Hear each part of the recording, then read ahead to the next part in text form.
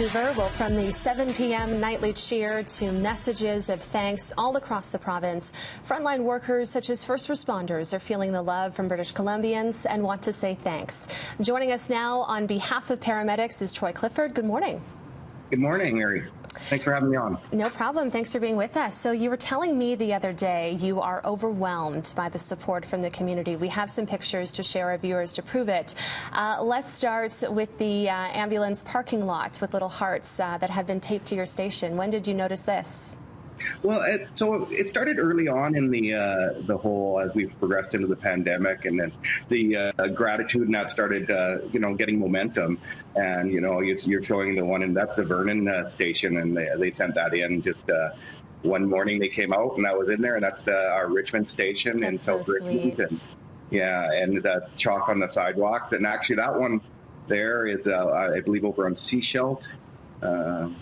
So, it's just people are just leaving these in front of stations, and then the gift baskets there that were dropped off at stations, and we've had food dropped off, and wow. There's at our dispatch center because we represent emergency dispatchers. So you see the social distancing; they left it outside for them to come and grab. And again, that's the Vernon. So yeah, and then recently, just evolving in the last week is Lush Cosmetics dropped off 3 pallets of bath bombs that were distributed to the paramedics and dispatchers, we've been working on that over the last few days, so it's been really exciting. That's incredible. So what does this support mean for you guys? Well, I think, it's kind of, we're always used to what we do. Obviously, we're used to high stress times, but I think during this high anxiety and high pressure times that we're seeing, not only in our personal lives, but in work and that, just, we've always kind of been a silent service. People know we're out there, but we don't really put ourselves out there that much, and it's really kind of been, I guess, cool to see the the recognition that we're getting and the gratitude, and it's actually given us a lot of momentum to encouragement, I guess, if you want to see it that way. But I mean, just we're participating in the 7 o'clock things with our colleagues in police, fire, and and support of healthcare workers generally in the hospitals, and it's been really good for building the camaraderie. We work with them every day, but we've really never seen this to this magnitude, this relationship. We all do our jobs and kind of just come to work, and don't think of it in this sense, but it's been really rewarding to see, not only for us, but I think for all.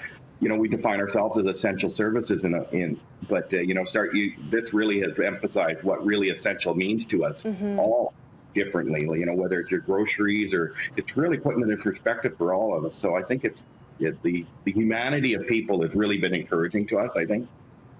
And yeah, paramedics, you're on the front lines, putting your lives at risk every day. You've been dealing with this pandemic now in Vancouver for roughly 6 weeks. How is everyone doing? You must be starting to notice some fatigue.